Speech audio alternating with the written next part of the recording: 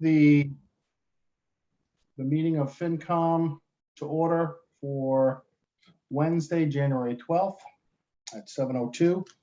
I believe, and Josh, I can't see everybody with the way my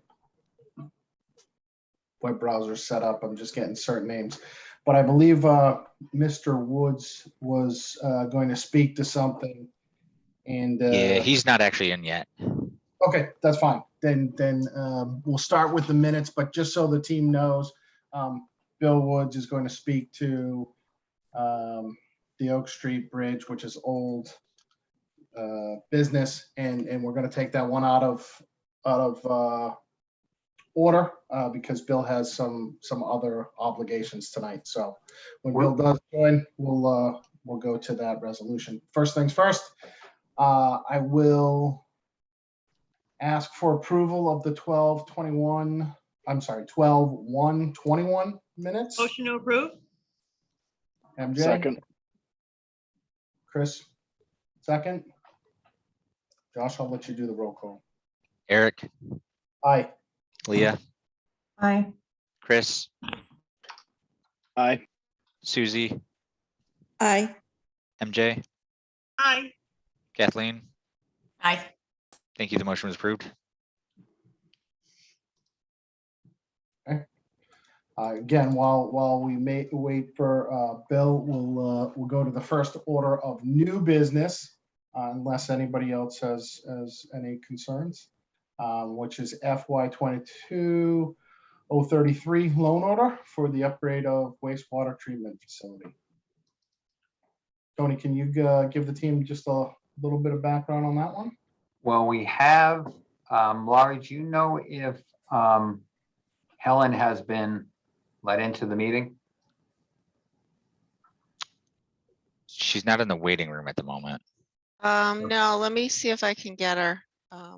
Michael Make will sure she give, has the link. the town manager is here to give an introduction to Helen Gordon, who is our OPM.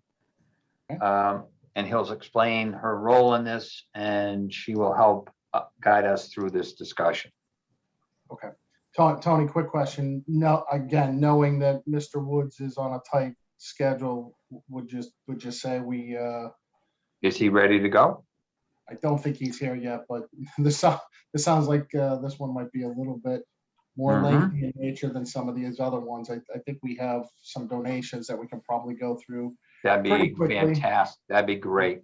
While we're waiting. So I'll Yeah. go a little bit out of order, and I will focus on order FY 22-036, which is the acceptance of a donation to the fire department.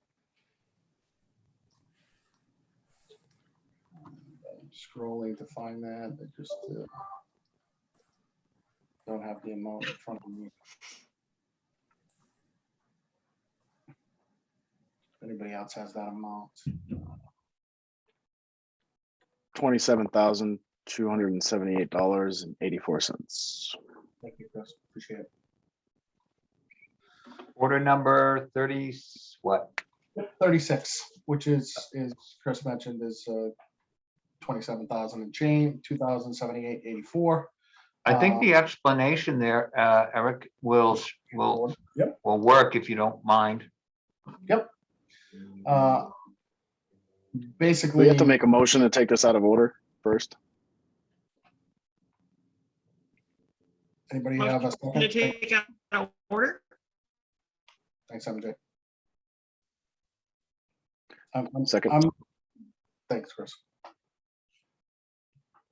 Okay, so an officer of city town may accept gifts or funds from the Commonwealth or an agency, therefore expend such funds on the purpose such as grant or a gift with the approval of the city manager and city council. Town of Bridgewater has received a donation from the bequest of the state of Richard Hayes. Now, therefore, in accordance with Chapter 4453A, Massachusetts General Law, the town city votes to take the following action. Order that the town council of Bridgewater, Mass. And town council assembly vote to accept the donation grant for $27,278.84 from the estate of Richard A. Hayes to expend the gift in accordance with the state proposed thereof.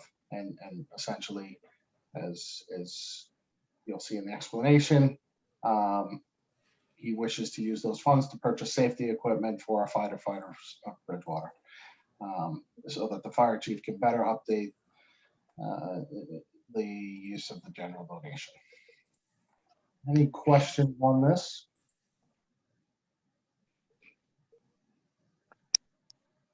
Make a motion to approve. Chris, motion? Second.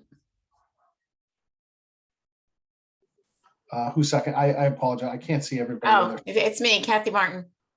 Thank you, Kathy. Folks, when we do that, just to make it easy for Josh, just say your name. I know Zoom's difficult sometimes, so appreciate that. Josh, I'll let you go through the roll call. Eric, Aye. Leah, Aye. Chris, Aye. Susie, Aye. MJ. MJ, Aye. thank you. Kathleen, Aye. thank you. The motion was approved. Thank you. Still not seeing Mr. Woods unless I am missing him. Keep me honest, Josh. No Counselor Wood, but Helen Gordon did just join.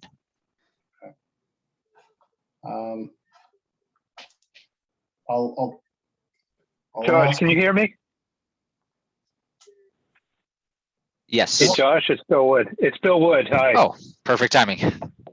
Yeah. Thanks. Yeah, it only took me 6 times to call into the meeting. Sorry about that. So, thank you, Bill. This is Eric Langone. Appreciate you joining the call. I know that you have other obligations tonight and wanted to be on the call to speak about Resolution R FY 22-004, which is the Oak Street Bridge repair. Can I get a motion to take this old business out of order so that? Motion to take out of order. MJ making the motion. Thank you, MJ. Second, Susie. Thank you, Susie. Great. So with that, I'll introduce Councilman Wood, and appreciate you joining the call tonight on the any information you want to give to the FinCom on the Oak Street Bridge. Thanks. So just a quick history for those that don't know, the Oak Street Bridge crosses the river on Oak Street, and it's currently managed with 2 stop signs. Years ago, and I forget how many years ago, the bridge was a 2-way road and it was hit by a vehicle, and the town collected something like $70,000. When Michael, I'm pretty sure he was town manager, went to the state and said, we'd like to repair the bridge, they at that point said that the bridge could not be repaired as it was, that there are no new standards for bridges. Like there wasn't really a clear sidewalk and some other features about the roadway. I managed to, with Michael, he talked to the state. I suggested it, that they at least could make it similar to a covered bridge where it's 1 lane with stop signs, and that's the current situation. At that point, the cost to repair and bring it up to the specs that the state wanted was about $500,000, which is how I derived the value that's on the request or ordinance. And then the state at one point had they called it like a short bridge fund, and Michael actually applied to that, but they rejected it because apparently the bridge wasn't short enough. I don't know why, but couldn't get any funding through there. And now the cost is, I hear, is ballpark of $1 million. So I had entered this into the council because a lot of people in that area had been asking about the repair. And it generates a lot of discussion because some people like it as it is, and some people want to see it repaired and brought it up to specs, which include, I think, a raised sidewalk and 2 lanes and other features. So we've talked over the past several weeks, Michael and I and a couple others, that maybe the infrastructure bill that the Congress just passed might have some money in it. So I don't think there's an urgent need to move this forward. I would like to, have the FinCom maybe not recommend that it get approved as it is, but maybe help Michael and the finance director research some of those other pieces that are in the infrastructure bill. And collectively, maybe we can find some other grants and other pieces to fill in the gaps. The town obviously can't take on, $1 million+ to repair the bridge. I agree with the neighborhood that if we're going to spend a huge amount of out of pocket, that it just stays as is until some other resource comes across.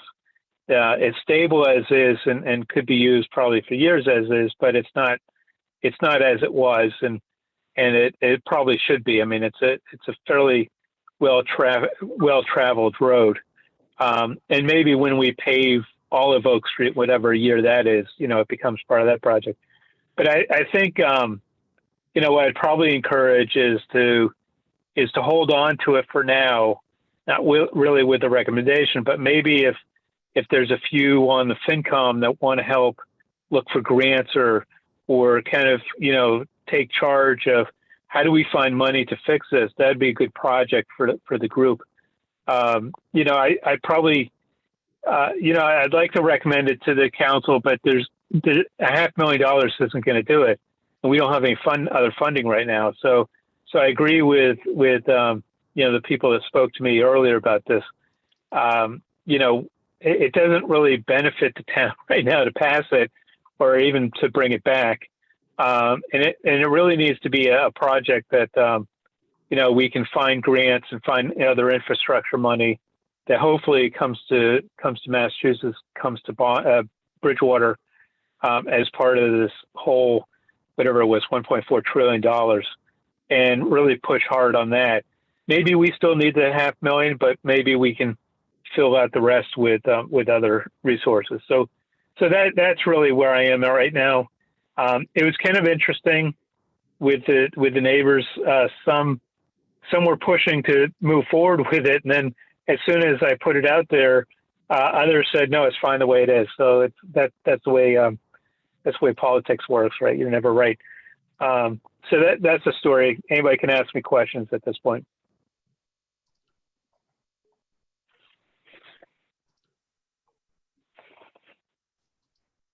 You guys still there? Yep, we're here, Bill. I'm just, I'm not seeing any questions yet. Eric, I have a quick question. Go ahead, MJ. Councilor Wood or to Michael. Did we ever ask our state delegation to help us out with any funds that we could have gotten through Mass DOT outside of a grant program, possibly as maybe additional local aid or some sort of part of an amendment to the budget process up at state level? I would think that would have been the more efficient way of going about this, as opposed to trying to take money out of stabilization or trying to seek federal funds, just because it's really hard to get federal funds, even if it is part of a multi-trillion-dollar plan. That it still remains to be seen how that money will be delegated out to the state. So back to you, Lynn. Respectfully, did we ever Senator Pacheco to help us out in the budget process with money from the state?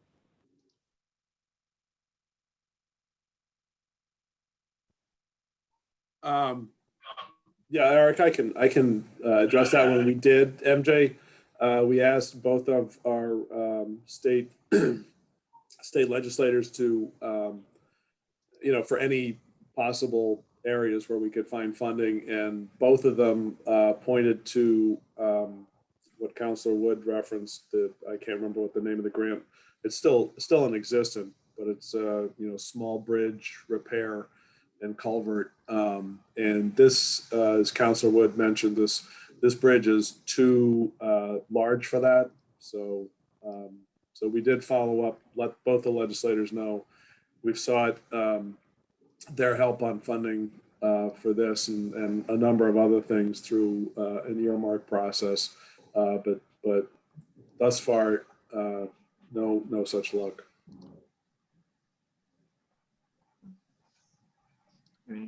Thank you, Michael. Thank you.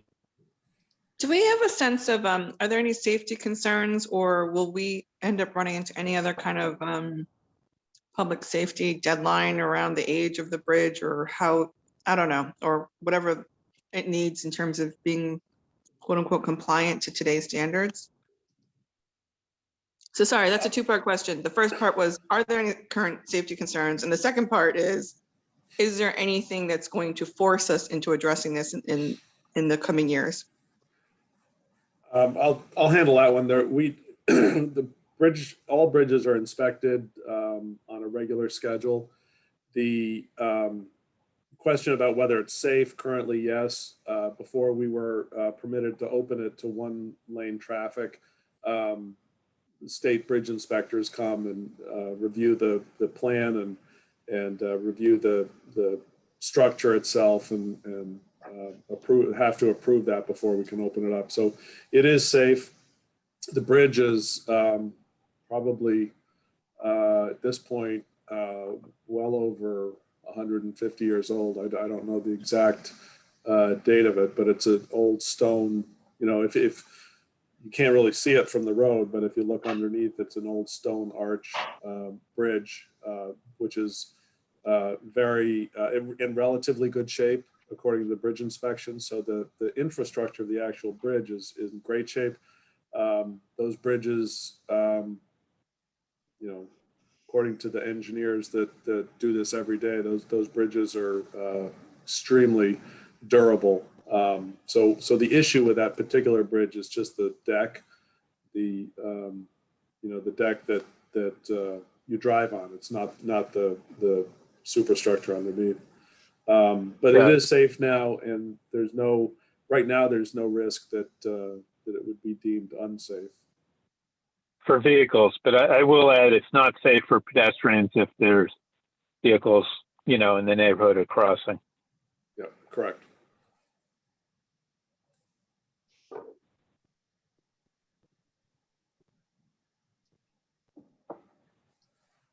So I don't I'm have any sorry, I'm not questions, really and I would sure be- if we're being asked for something, because it says in there to transfer 500,000 from the capital stabilization account, but I thought I understood that it's going to cost a lot more than that. So what's the request?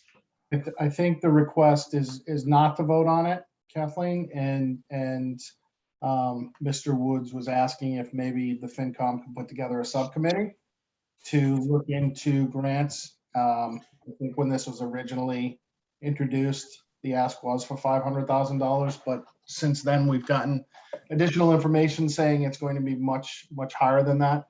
So there is my suggestion would be to keep this on our business as old business and put it out to the team to see if we can formulate a subcommittee that can help look into some funding options with the infrastructure bill for the 1.4 trillion. And that way, anybody interested in that can lend a hand to Mr. Woods as well as Mr. Dutton. Did I miss anything? Yeah, that's perfect. Yeah. Thank you. Yeah, I don't have any questions, and I'm personally, I live in the Oak Street area, so I would be in agreement that we should, you know, try and look for some more funding to be able to, you know, appropriately get funding for the bridge, and hopefully maybe get it as part of a larger project to, you know, improve Oak Street's, you know, the paving, but also some sidewalks, make it much better and easier for the families in the Oak Street area to walk downtown. So I'd be happy to assist with any subcommittee work to do some research. Perfect. Thanks, Chris. And I don't know if we'll get a full subcommittee tonight, but I will ask the team to consider if this is something that would interest you. And Josh, I'll ask you to keep it on for our next meeting, and see if we can't get 3 or 4 folks that would be willing to create a subcommittee and help the town look into this. So. I have a question that's somewhat related, but not related. So there's other areas that need repair, and like, how do we prioritize this over other roads and other repairs that need to be done? So if I can speak to that, the town manager has asked the DPW director and myself to put together a 5 to 10 year comprehensive infrastructure plan, which will include roadways, sidewalks, water lines, drainage, and that will be part of our capital improvement program for the first time in that level of detail, and funding alternatives sometime in late February, early March. And the prioritization of the work that's being done, the DPW director will be able to speak to that specifically at that time. Okay, thanks.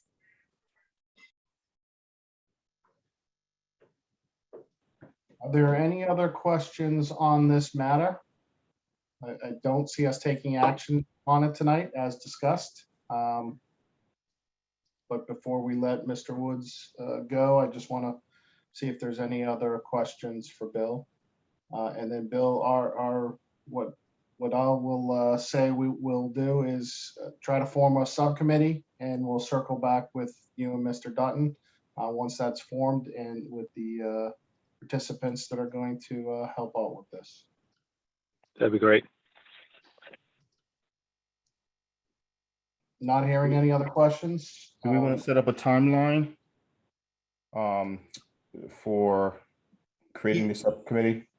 Yeah, what I'd ask the team, and I know not everybody's on the meeting tonight, so I'm going to ask Josh to keep it on the agenda for next meeting, which would be 2 weeks from tonight. And if you're interested, be prepared to sign up then. And my hope is 2 weeks from tonight, we'll be able to get back to Mr. Woods and Mr. Dutton with some names of who's willing to help out with that. But good question. So, thank you.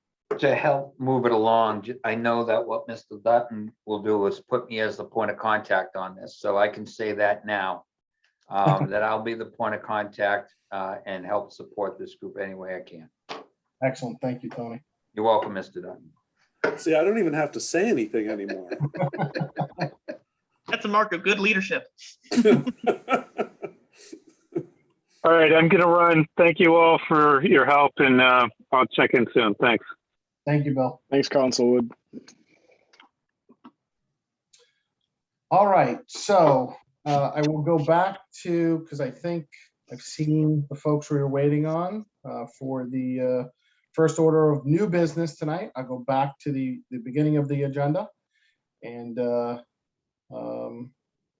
open up order FY 22-033, which is a loan order for the upgrade of the wastewater treatment facility. Michael, I think I saw some of the folks that you were mentioning join, and hopefully they're all here now. Yep. No, I appreciate it, Eric. And maybe I'll just, by way of introduction, I'll just give you a very brief history of this project. And then Helen Gordon, who is our owner's project manager, can give you a little bit more detail. And I'll start by saying on a regular basis, we are issued by the DEP and the EPA, we are issued what's referred to as a discharge permit. Discharge permits allow us to discharge treated effluent, treated wastewater into the town river, not unlike most of the towns around us up and down the town river, the Taunton River. Region 1, which is EPA's term for a region that comprises, I think, most of New England, and might be more than that, I can't quite remember, but Region 1 has a policy, as does sort of EPA generally, but certainly Region 1 has really clamped down on to try to limit the amount of phosphorus and the amount of nitrogen that gets discharged through that treated effluent into the town river in our case. So as part of the permitting process, the discharge licensing process, several years ago, we were notified that our effluent discharge had to meet very stringent guidelines. We essentially knew that was coming. They tied a very, very strict timeline to us. And if some of the members that have been on the finance committee for a while recall, we actually sued the DEP and the EPA to get some relief from those strict timelines that they had implemented on us. We settled that lawsuit. We went ahead and voted a loan order back in, I want to say the first one was either 2017 or before that. We've gone to the council with an additional, I should say, a replacement loan order. Since then, the replacement loan order, I believe, was $31 or $32 million that we voted.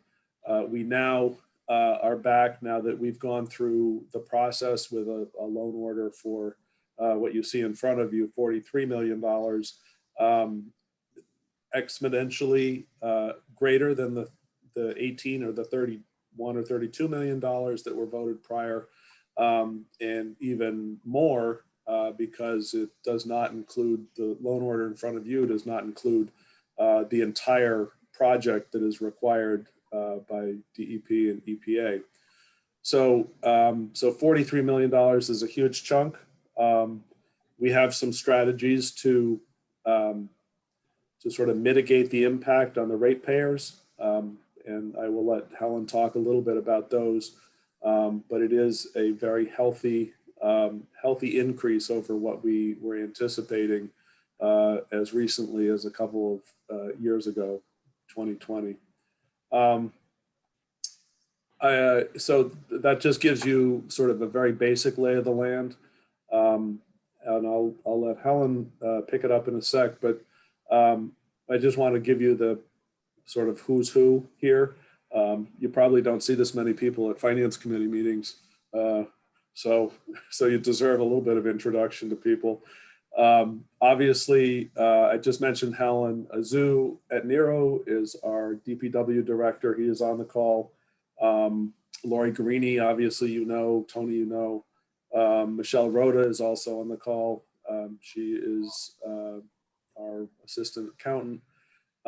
So this appropriation is critically important for us, and Helen can explain that. We don't have a lot of choice, quite frankly. And I'll keep telling Helen that she's going to explain all this, which is good. So I'll just introduce Helen. She is from Environmental Partners. Oh, I forgot Jonas. Oh, I'm sorry, Jonas. Jonas, our water and sewer superintendent. That's okay. I'm just the guy that's there every day. It's all right. Well, I'll refer to you as the reason we're here. How's that? Yeah, see, that's the second time I've kind of dismissed you in 24 hours. Now I feel terrible. If you're giving me the hint, just let me know. I'll drop the keys off. Oh no, oh no, not till this project's done.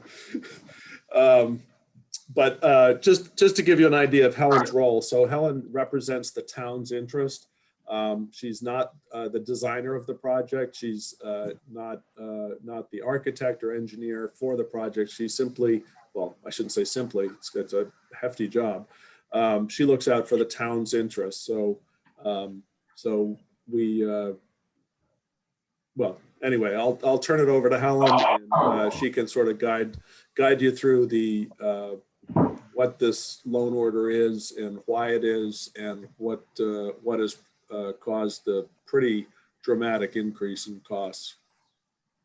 Right. So maybe if I could be given I have just a couple of quick slides that summarize the progression of the cost estimate, how it occurred, and where we're at right now. And then just before I do that, I'll just go back again to just remind everybody what the project's about a little bit. So once I have, can I just screen share without? Yeah, you should be all set. Okay, great. Yep. All right, great. So again, my name's Helen Gordon. I work with environmental partners. I have actually been a consulting engineer for 41 years now, and have worked with many communities. I've done a lot of projects on the wastewater and water end of things, treatment plants, vertical construction, and so forth. And I have to say, we're in unprecedented times. I have never seen the cost increases over the course of my career since I graduated, got out in 1980 to now. And it is causing some challenges for communities. And we will talk a little bit about the funding and what we think we can do to at least hopefully reduce the overall impact as much as possible to the ratepayers. Let's talk about the history of the project, though. Again, this is an administrative consent order project. So you're under an administrative consent order to remove nitrogen, and it's because you are tributary to the Taunton River watershed. So many watersheds have total maximum daily loading for nitrogen and phosphorus, and you are now under a requirement to reduce your loading. So you entered into an administrative consent order. You did a comprehensive wastewater management plan, and that was conducted, it was finalized in 2019, but the estimates that are in there were from 2017. And, oops, sorry. And that particular, can everybody see this now? Yeah, I think so. Great, okay. So the initial cost was based on a level of design that was 10%. So really just laying out some 8.5 by 11 layouts of the facilities and putting percentages associated with the size of the project, what percentage, the details of HVAC and electrical and so forth weren't even conceived at that point. And at that time, you had an appropriation, major appropriation, and that was for phase one, which is the nitrogen removal. It's the first project we're working on now. And then phase two is the phosphorus removal. And so again, that was in 2017. And this ENR, let me explain the ENR, Engineering News Record. So the industry for many years has been tracking the increases in costs of materials and construction. And every month, McGraw-Hill publishes what the lay of the land is in various cities. Boston is one of them. So Boston is one of the major cities they do track. And the ENR is what the State Revolving Loan Fund requires us to base all our cost estimates on. We as a company also look at what we call the Turner Index, and I'll get to that in a minute. So the ENR in 2017, based on the comprehensive wastewater management plan that was done by others, was 21 point, and these are not round numbers now, 21.93 million and 9.267 million. When Environmental Partners was brought on board, Stantec had started design, and we looked at, the first review was the conceptual layout and a 50% design submission to the state.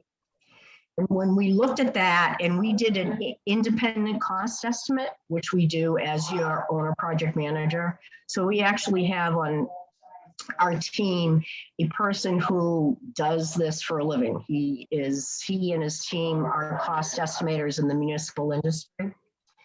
And we were coming up with a cost estimate at that time in 2020 of, at the 50% design, of 33.57, which was an increase, obviously, from 2017. And at that point in time, we started to have a conversation with the community about this is going to be more than anticipated. These are the things that we're seeing that are impacting it, which I'll get to in a minute. We've progressed now from the 50 to the 95%. We're actually out for pre-qualification for general contractors. And we've done a 90% design cost estimate. So we're still carrying a 10% contingency here. We do that until we do the bidding. Once the bidding is done, then that gets reduced to 5%. So at a 10% contingency that we're carrying, and at this ENR now, we're all the way up to 12,647. So you can see the big jump between 2017 and 2021. So this isn't that the project has grown, it's that the cost has literally gone up. So let me speak to those costs a little bit. So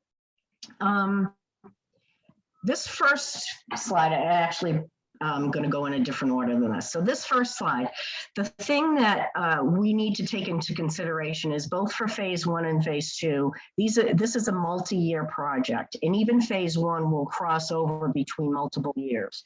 So it's critical when the cost estimate is being done that you make sure that you have an escalation cost embedded into that cost estimate. We see often that that's not included in cost estimates, and that's where we can get into trouble. So we've been carrying between 3% and 4% for that with all our clients on all the projects that I'm working on. And I am working on other projects of similar size and actually larger as well. So inflation for municipal vertical construction went up 14% just between 2020 and 2021. It's just a fact of life. There's not a whole lot we can do about that. I don't see it going down. Do I see it? I cannot predict. I do not have a crystal ball.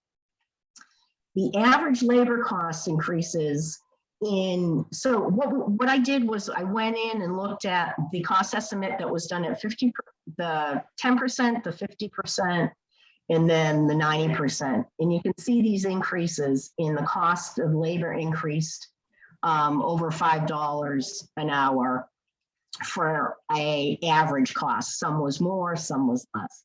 Concrete material has gone up over the course of a year from $190 to $495. And this is a concrete facility. We have a lot of concrete, and frame slabs costs are $180 per cubic yard. Previously, now we're up to $505. These are actual costs that we do have. We've been doing some bidding. Projects have been bid out recently. And then the other big ticket item that we're seeing is the electrical material costs. And it's the fittings, the copper prices, and the conduit prices. They're all going up between 1.5 to 2 to 3 times. And it's really impacting all our projects in a very significant way. So that is on the cost estimate piece. In terms of some of the things we talked about, I don't know, Tony, if you want me to, and Mike, if you want me to speak to principal forgiveness, funding of the project, and that a little bit. Well, I would just, yeah, I think that I would like to just give it a broad stroke before you get into that, because I think that's going to be very helpful. Mm-hmm. So one of the things from the start of this, the town manager and at the time myself, now we have the DPW director, and Jonas was part of that before we established the DPW director. We began to look at scenarios on how we would be paying for this, because there are some unknowns, and Helen will get into that. A couple of the unknowns at the time when we were looking at the cost of this project is, what part of this project could we get SRS funding at a 0% interest rate or a low interest rate like 2%? And could there be principal forgiveness on a project like this?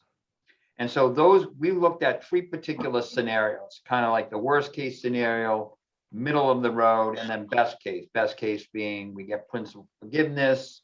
We may look at some of our major partners in the community, such as Bridgewater State University, who has demand on this plant because of, the fact that they discharge. So we went from the gamut of we're not going to get any help from BSU, we're not going to get any principal forgiveness, and maybe we'll get 2% interest rate, which was a low interest rate when we did this back in 2017, the estimates. Now you enter into the equation, what's going to be available for infrastructure money and how that's going to feed into the SRF fund. And so now there's some other potential funding sources for mitigation on this project. But has always been our intent to mitigate the cost of this project, and the cost of this project is paid for by users. There is no tax that supports this project. It is paid by sewer users, and therefore sewer user rates would be impacted to support the funding of this project. So just want you to know that that was constantly in the forefront of our mind. And I'll let Helen, because she is the one that engages with SRF and making sure that we meet certain qualifications and deadlines. And she's got her ear to the ground on what's going on with principal forgiveness and what the interest rates are looking like. And I'll turn it over to you, Helen. Right. So actually the presenter before me was talking about the infrastructure bill and the $1.2 billion. And I know that everybody is looking to want to use that in many different ways. I will tell you that this is what we do know. Of the billions that are coming from the infrastructure bill from the federal government, there's going to be a 5-year program that the 1.2 that is appropriated to Massachusetts will be split in 2 ways in the SRF loan program. So it's going to the SRF loan program, 1.2, and it's going to be divided 49% going to low interest loans, of which this project, any of the project process design that is associated with the reduction of nitrogen is 0% loan interest. So that portion of the project will be 0% interest. And then 50% of that 1.2 billion that is coming to the state is going to principal forgiveness for projects. So you have a few things going for you. Because you have an ACO and you have to do this and you don't have a choice, there is an affordability aspect associated with this, and it has to be taken into consideration at some point by EPA. Now, you went through that process of an affordability analysis back in 2017-ish or so. With these new dollar amounts, we will most likely have to look at that again and have a conversation with EPA. I think you have a really good case for some principal forgiveness, though, and that would be the strategy that we're looking at. Helen, could you, I failed to give the SRF label a description, and so that the individuals can understand. Oh, State Revolving Loan Fund? Yes, and Yes. if you can explain that to them. Sure, sorry. So the State Revolving Loan Fund was created in the 70s when the Clean Water Act was started. And it was really to build wastewater treatment plants in the United States to clean up the environment. Fast forward to where we are today. It's expanded over the years to drinking water and wastewater treatment facilities, and also collection systems, so pumps, pipes, and so forth. Every year, the state appropriates a certain amount of funding towards loans for communities. And communities have to submit August, it's usually around the 15th every year, August 15th You submit what they call a project evaluation form. You submit your project and you get points. And they're very specific about how you get points. So you can really craft your submission to the best of your ability to get as many points as possible. Typically, and it hasn't been typical, so it used to be that you submitted in August and by January of the following year. So say you submitted August 2021. In January of 2022, you would have heard that you were on the intended use plan, you were going to get a loan. And then they would start having a conversation with you about what that loan's going to look like potentially. You submit your drawings that following October, but you have to have your appropriation in place by the June before. So if you get on the IUP in 2022, you have to appropriate the funds by June of 2022. Now, they have waived that because of COVID over the last, so we've had, for example, this project is much more than we're on the intended use plan. So you're already on the intended use plan. You're getting funding for this. And whatever you submit, they will pay if it's eligible. So even if the cost goes up, those increased costs that are eligible, they will pay under, they will fund under the loan program. And the loan program is set up with, it's historically been a 2% loan. And then depending on certain situations and caveats, they reduce that percentage. Sometimes I know that right now they're looking at equal environmental justice communities are going to be getting additional points in the coming year for projects that they're going to be submitting to the intended use plan. So I do know that they're changing some of that. Again, as I said, nutrient removal is a huge one on the Clean Water Act, and so they give 0% loans for that work. Is that enough, Anthony? I think that is fantastic, and I think, no, it really is. Laurie's given me you great kudos through the chat. I'm wondering now if maybe we can pull this down and open it up for questions. What do you think, Helen?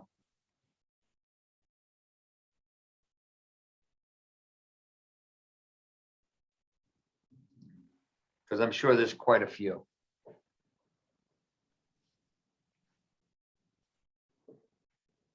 So I turn it back to the chair. Thanks, Tony. The first obvious question I have, and I do remember these conversations a while back in the older number, but and Mr. Dutton did touch on this is not a choice we have. But I guess the question still is, what happens if we don't do this, right? Like, so that everybody understands what is the penalty for not being. There will be fines associated with it. So, and you'll still have to do the work. So it'll cost you even more, which is the issue at hand, unfortunately. Fines to the tune of just. I wouldn't, I can't say. There's no fast, and I don't mean to elude the question, Eric. I just, there's no telling. It depends on how important this particular project is and how much they want to push it. Thank you. One other quick question, and then I'll open it up to the group. You had touched on some portion of this being an interest-free loan. What I didn't follow in that conversation was, of the 43 million, what portion was interest-free, roughly? We're seeing, I mean, we really feel that 40 million, the SRF funding should be able to be bonded at 0%. The very first phase is nitrogen removal. It is everything that we're doing, you have to upgrade. And Jonas, I think you'll I think you'll agree with this, everything that we're doing there. Phase 2 isn't as straightforward. And the reason being is because we do have a portion of the phase 2 design that has to do with the compost facility. And that's not quite connected from EPA's and DEP's perspective of what 0% should be for. Appreciate it. And then finally, Tony, you had mentioned this would be paid through the users. That's correct. Folks that use sewer. Do you have any estimates on what that means to users of sewer on an annual basis? Extremely significant. The numbers, because they have changed so drastically, I'll hold off. But now that we have these, it's first and foremost, and I will be coming back with that information. Suffice it to say, this is kind of the good news. Tier 1 users. Let me give you a quick history on or understanding of how we charge users for discharge. It's based on water, right? Because the only way to measure water comes into your house is the assumption in this whole system is then it goes out, right? There's a tiered system. So what it does is those who use a tier 1, and I won't get into the details of how many cubic feet, will have a rate. Okay, that will be lower per 100 cubic feet than someone that's a tier 2. And then tier 3 are really the individuals that are commonly your commercials, buildings. So I can say that 80% of the users are in tier 1 and tier 2. But they really only generate about 30 to 40% of the revenue. Your tier 3 users will generate the bulk of your revenue in general. And when I give you guys a full analysis, once I rerun these numbers, I'll give you the actual tier breakdown. So therefore, the individual who has 1 bedroom, lives alone, will be impacted less. Now, as a percent, they will be impacted. So under my first scenario, when we were at the 32 million, I had tier 1 at about an annual cost, not including the base cost, because there's a base cost that's factored into every user, whether you discharge water or not, okay?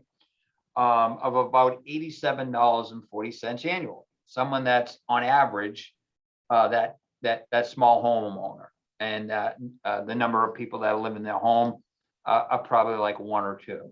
That alone would have gone up an additional $170 for the year, okay? Or a total annual cost of about $253,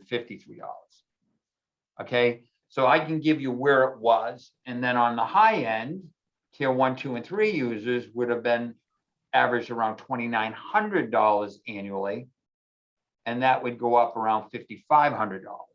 That was my original estimates based on the $32 million through phase 2. So clearly that's going to have a significant impact. Those numbers I was giving you, though, had no principal forgiveness calculation in it. I did worst case scenario. There was a large portion of it that wasn't 0% funded interest. And we used a 2% interest cost even for our SRF money. So that is what we call the worst case scenario. All right. So we'll be redoing these scenarios based on the information and the insights that Helen can provide us. I think what we're looking for, 2 things that we will be working hard for. Principal forgiveness, clearly, and partnering with the state and discussing the impact of this project and it has on the users. And in fact, we have to build the capacity of a plant to meet a seasonal, if you will, demand from September through April. And so we're really going to begin to have discussions, our town manager and our DPW director and myself, to really see if there is an avenue through them where they may have availability to infrastructure money that could somehow benefit the town. Now, that's just a speculation, but we will give it the best try that we can in that regard. That's all I can really give you as to the impact right now. Hopefully that suffices for now. Yep, fair enough. Appreciate it. I'll open it up to the team. I have one, actually, I have a couple of questions, Eric, but I want to ask one first. Tony, for you, based upon the costs for this, would it be more economical for us to replace the whole plant as opposed to upgrading it? Or is it a matter of we can only upgrade the plant? We can't just like replace it, like we're building a whole new treatment plant off of off of High Street. Can we do that with the Morris Avenue one, or do we really absolutely have to just pay for the costs associated with an upgrade? I'll defer to Helen. So the property is incredibly tight. So there's no way to build another one next to it. You'd have to go through the process of trying to site another treatment plant somewhere, purchase property, so on and so forth. So this is really your only option, is to upgrade the plant. And we're doing, you know, and I think that that's the thing that's critically important. We're not doing like a couple of pieces of it. So we will be updating the electrical, we will be updating the HVAC and so forth. So that is part of the overall, to make sure that the life expectancy of the plant as a whole will be for the long term versus only the new stuff for the long term. And you understand what I'm saying, MJ? Mm-hmm, I do. Okay. Does that help? Yes, it does. And Helen, actually a follow-up question. Sure. Because we're planning for the longevity of the plant as opposed to the parks having longevity, or you know, that effect. When the upgrade is complete, how long is it anticipated that this plant would be useful or have an effective lifespan of before it would have to either be replaced or upgraded again? So that's a loaded question, as you know. We don't know what's coming down the pike from a regulatory perspective. And I will tell you that PFAS is a big question mark. It is becoming a problem on the water supply end of things. It's going to impact increases there. And if it can't be resolved at that end, it looks like everything I'm hearing from Mass DEP is they're going to be starting to be pushing for wastewater treatment plants to be testing their effluent at some point for PFAS, and then that's just going to get the ball rolling.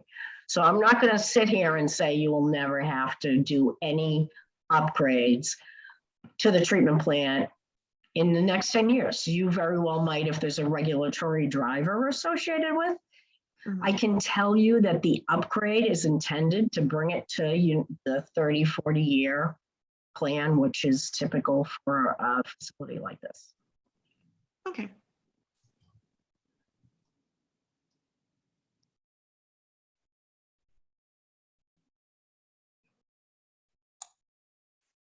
So I have a question, Tony. So when you were talking about your estimates, and I know that was based on the earlier numbers, but is there any way to spread that over time to make that lower?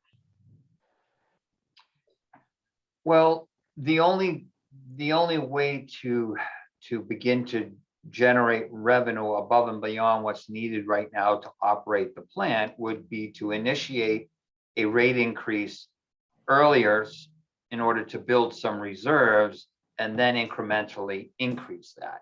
But once you have to service the debt, and that's really what's driving it, how we have to service the debt and how long we have to service the debt.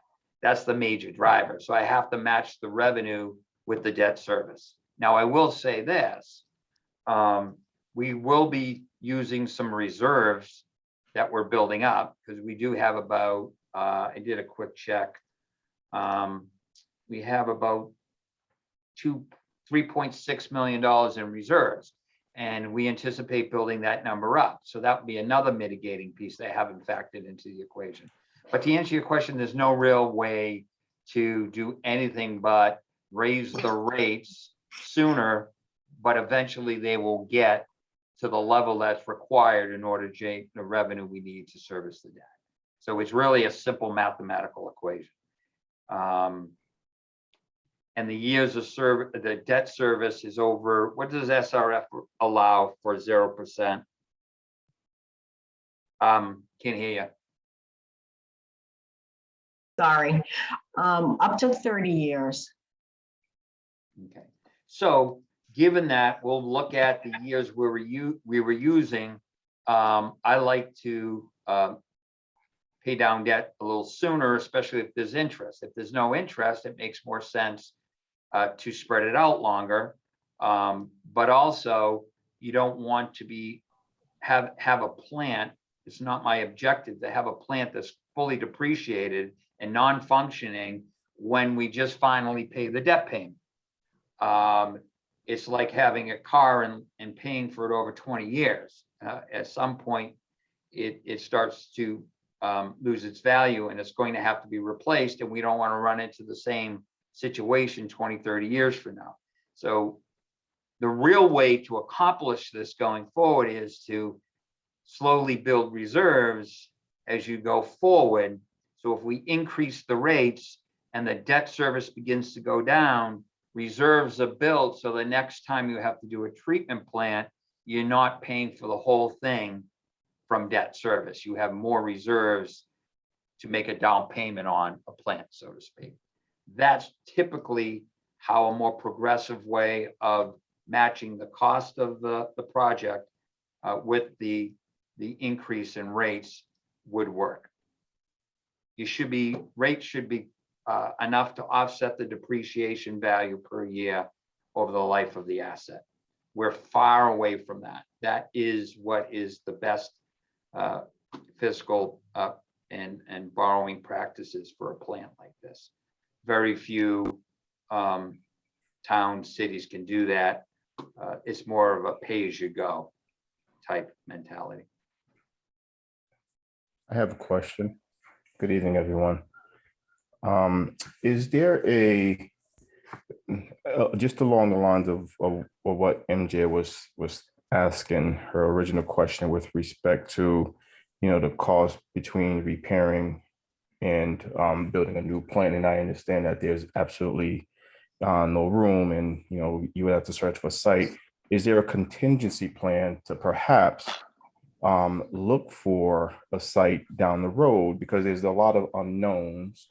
It sounds like this whole process is about servicing, repairing, and bringing it up to speed. But because there's a lot of unknowns, is there a contingency plan to maybe, the town is thinking about, how do I, should the town identify a location to perhaps, 20, 30 years down the road, perhaps the town might be in a position to build a new plant?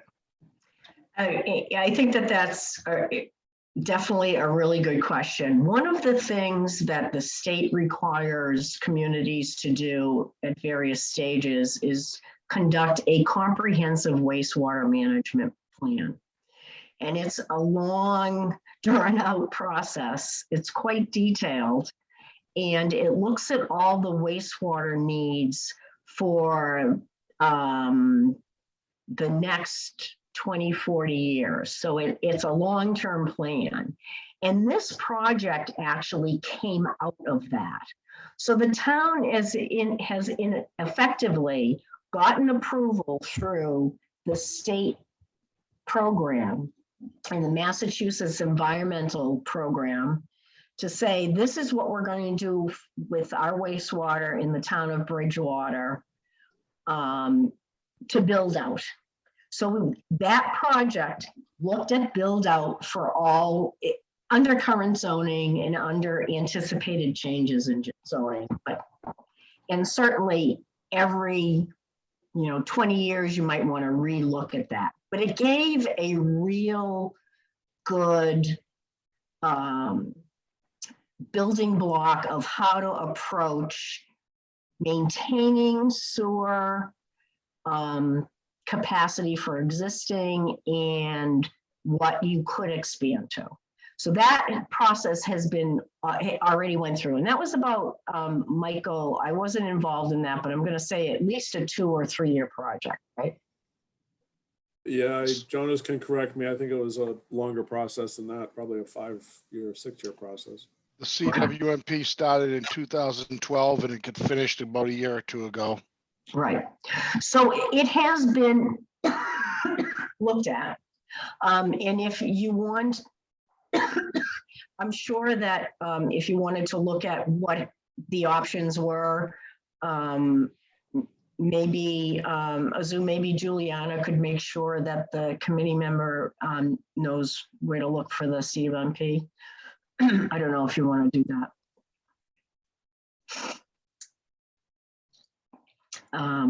Does that answer your question? Yes, Sue? I can. Sorry, I was muted. Yes, we can make that available and probably put it up on the website so that anyone can access it. It's a fairly good sized document.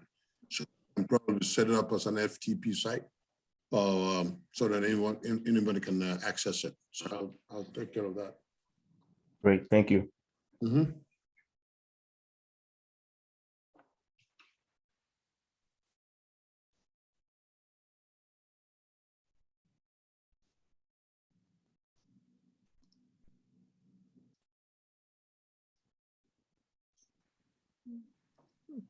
Other questions for the committee?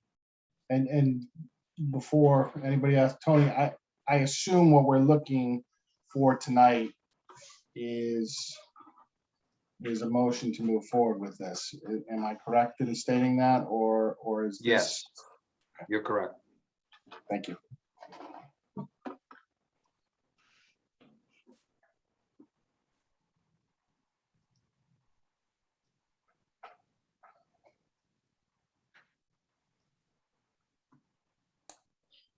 So I'll ask you, so what does moving forward actually mean? Does it mean committing that we're going to spend, like, what does that mean? Oh, that's exactly what it means. When the 32 million was approved, you're supporting, understanding the dilemma the town's faced with and the consent order and the fact that this is a requirement because we discharge waste into the river, and there's, Helen could give you all the other details. And Michael has, yes, that's what you're saying. We can move ahead with this project and the bonding and paying for this project as we described and how it's described in the order. It might be, if I could, Eric, it might be helpful if Helen could just sort of describe, the SRF process and why we need a vote and why we need, why the timing is such that we really can't wait too long. Okay, so let me go through that again, and I'm going to go through specifically Bridgewater's case and where we are right now. So the project was submitted and got on the intended use plan, and that was in January of 2021. So in October of 2021, we submitted the design, the 50% design that was required to be submitted to the state for the project. At that time, you had already appropriated the funds for the project. They require you to do that the June before you submit that project in October. So basically what we've done is, again, you appropriated the funds before June 2021. We submitted the plans in October. That were 50%. The final design came in with a much increased cost, and we need to appropriate more funds to be able to go and move forward with the project. Typically, if you don't have it done by now, by June, you're off the IUP. The state didn't do that because of all the impacts associated with COVID. I mean, it's just, it is unprecedented, folks. It really is. And so they have let many communities go longer than normal in appropriating the additional costs. So that's where we are right now. Time is of the essence. If we don't get it appropriated, then I would say that, we'd have to resubmit the intended use plan, to the project. If we don't get it moving by a contract signed by June, we'll have to resubmit for the funding. So do we already have that other money that's already appropriated, like that 32 million? By this vote, it actually is a rescind of that and an appropriation of this new amount. Am I correct, Michael? Yep, that's correct. So by vote of what's in front of you, you're rescinding that old order and replacing it with this $43 million order. So you're getting rid of the 31, 32 and implementing or adopting the 43. I think her question was, is the money actually there? Is that what you were asking? Yeah, I was. No, it's bonding. We don't go out to bond until the project requires bonding. Okay. So when you say appropriate, you're approving the authorization for the borrowing. And borrowing, then we manage money, how much we need short-term, what do we need to do long-term, and working with SRF and Helen. We do a cash flow projection for the project for the year for the payout of the loan. So this might be stating the obvious, but it sounds like this has to be done.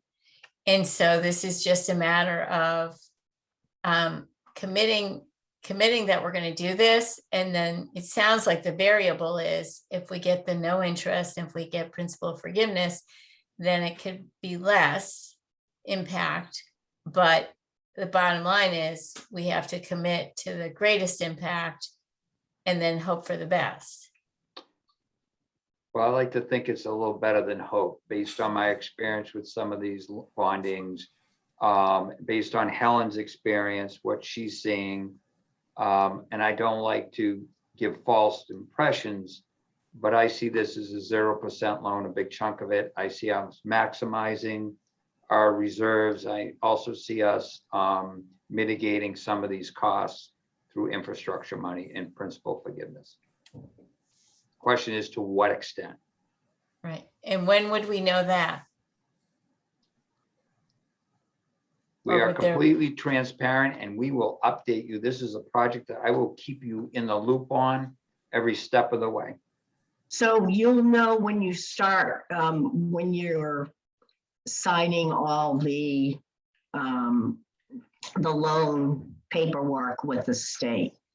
We should get a letter then of like we did on the water treatment plant that says this % of this project is the principal has been forgiven. This % of this project is at this interest rate. The part that I'm not sure we fully understand and is to what extent that number is going to be for the principal forgiveness. So that's really what I'm referring to. What Helen might see is what has been finalized with other communities who have similar projects, and that could be a tell on what we might expect to see. Make sense? Yeah. I will check and see if I can find anything on that, Anthony. Yep. I have two questions with respect to the users. When will the users be expecting to see their rates increase? And then with respect to any portion of the loan being forgiven, when we cross that bridge, will the users also see a reduction in their increase bill? As Helen said, as soon as we get a letter and we get the commitment, then I will know the numbers, and then there will be no estimating what's going to be forgiven. We will know, and therefore we'll structure the rates accordingly. That's why I want to wait. We know the project, when would construction start, Helen, if in fact we move ahead and everything gets approved and finalized with SRF? We're required to have the contractor under contract by June 30th, 2022. Okay. The bonding payments, and that project's gonna be what, a year and a half? How long will it take? No, this project is 24 months. Okay, 2 years. Yep. So what we would do once we start to have all this information, we'll be able to share this with you. It will be based on that, and we will start to do as Helen does a cash projection, I'll do the borrowing. Typically, the way SRF funds work is they reimburse us for the project as it goes, and therefore they are doing the short-term borrowing for us until the project's complete and we're ready to fund it. Do we have the long-term principal and interest? So it gives us notice. So it's 2022 and it's a 24-month project. So we could be 2.5 years out before the actual full impact on that. Then we'll start to figure out whether or not we want to build some reserves up in order to mitigate that. And that certainly would probably depend upon if some of that loan is interest bearing or not. If it was all non-interest bearing, then I don't know that I would be as concerned, but we got to come up with how we want to fund this with where we have some options. All right, but there'll be plenty of notice given. So when will the rates go up? Sometime between now and 2023. And they may be tiered. We'll have to think about how we want to implement those rate changes. I just have a quick question. Sorry if I missed this, but this 43 million, this is just for phase 1 of the project, and then we'll see an additional appropriation or, another loan request for phase 2, and then we'll see rates have to be adjusted again at that point. I'm just seeing head shaking yet, so. Yes, Commissioner, yes, it would be, that is the long and short of it, yes. So phase 2 right now is only at a 10% concept. And based on our estimate, it's around 25 million. One of the things we will be having conversations with EPA, obviously, on how phase 2 rolls out and what it looks like. And if there's any leeway on that, we'll work with the town to push forward on that. But there will be another appropriation for phase 2, yes. And I think that is critically important to understand that. And potentially a phase 3 with PFAS, if that comes up. PFAS will probably end up being on the water end of things. What we're seeing is in the industry, the easiest location to manage it right now and to treat it is at the water supply source. And so with GAC filters or ion exchange, so we're seeing a lot of communities opting on that end. And because there's already a maximum contaminant level on the water end of things, it just pushes it that more. So I know that the state is really interested in tracking these new projects that are going in and the treatment processes and the loadings that they're seeing at the wastewater treatment plants. If they start seeing them come down, maybe, we have a way of balancing it and don't have to do it at the wastewater treatment plant. So I wanted to provide some insight to this factor. Helen, I want to reiterate this again. What's the likelihood of us getting 0% financing on the entirety of this project? At least. So when you say the entirety, that is eligible under SRF of the 43. Okay, just phase 1. Correct. Just phase one. I am going to push everything I possibly can for the 40,000. For the 40 million. Yeah, 40 million. I'm sorry. Thank you. Because It's then late. we'll write the check from reserves tomorrow. So for instance, I had factored 2% on the phase one and phase two. Just the 2% interest was going to cost us about 4.56. And then there was some bonding that we have to use general obligation bonds on because it wasn't eligible. And that was going to be at 841,000. So we could have spent $7 to $8 million in interest. So this 0% loan is huge. Mhm. You could have taken that $32 million and made it 40. That's why I'm saying we have to get this document in hand. We give you the worst case scenario because that's where we have to start. Amen.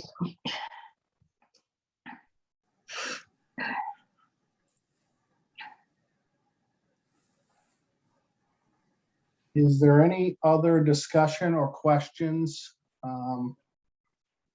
for the team tonight? I do have one last question on the topic, Eric. To whoever can answer it, I was in, I worked for the town when we were still dealing with a lot of the stuff relating to the EPA case. Michael, you and I, you had to deal with the paperwork and stuff, but I guess my question is because it has taken so long to get to this point, are we running the risk of running afoul of the EPA? Because as I remember, when we were dealing with the EPA under the previous administration, they weren't necessarily too kind to us. They were willing to hear our case. But I'm wondering if there's an issue, if we run afoul of the EPA this time around, is it possible we could run into that same situation again, or better or worse? So let me speak to that directly. We worked with Azu and Michael and the whole team and EPA and Mass DEP to negotiate the schedule for the phase one that we're proposing right now. And that's been accepted. So you are on and what we did was, and MJ, it's a good point because initially that ACO had this work being done sooner. You are correct. Yeah. And so we've been able to negotiate it farther out to meet this schedule, and then holding the phase two was the we couldn't move the phase two implementation date. So we still have that end date of 27. Excuse me, I have a cold.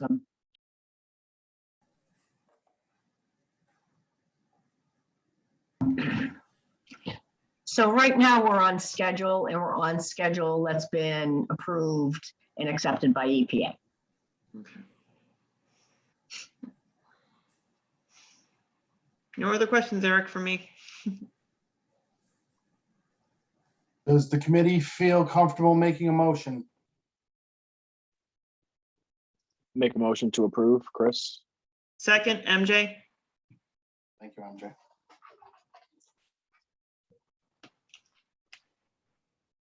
Josh, you might be on mute. Eric, Aye. Chris, Aye.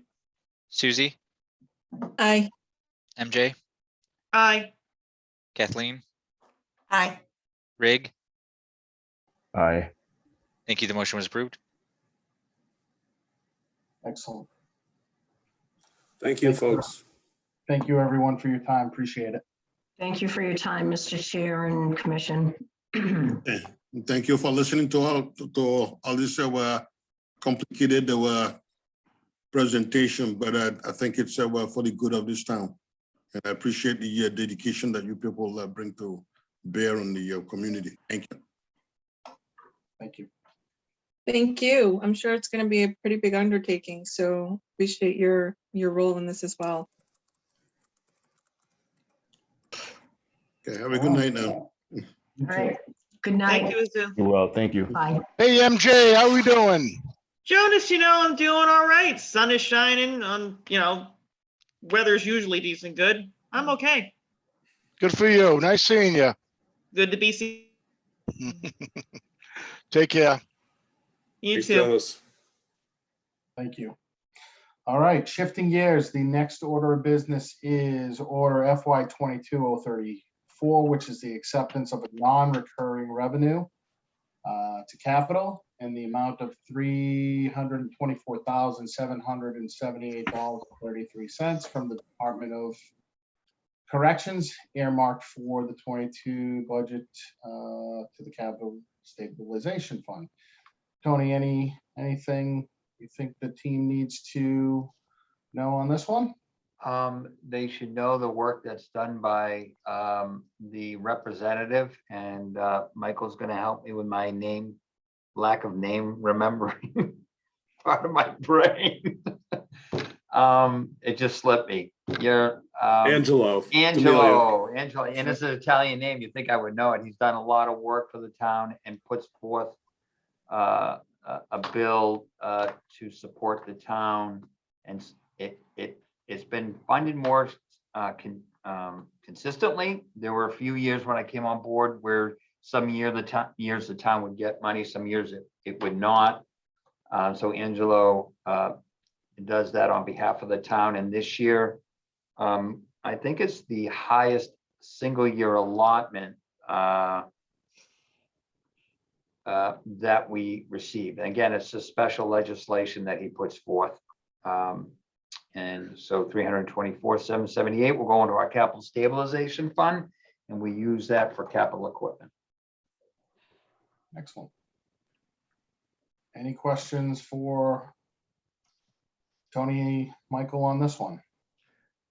From me, Eric. Yep. Sound like a broken record, I guess. Tony, am I right to assume this is the prison mitigation funds that we usually get? Usually it's for public safety use. Yeah, no, it's not the original prison mitigation fund, and I don't want to go down the history road, but a certain dollar was given a number of years ago, and it was put into a prison mitigation fund that had some conditions on how those monies were shared. This doesn't have any conditions. This money we have earmarked over the last several years to go directly to capital stabilization fund. Indirectly, it certainly funds part of the fire and part of the police department's capital, but not directly. It's not a condition of the funds. Can I make a motion to accept?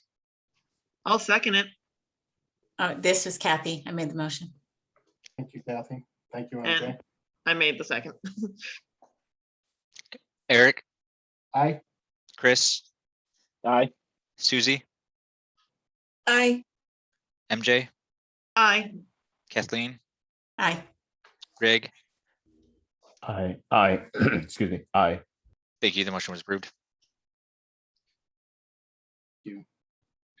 All right, the next order of business is FY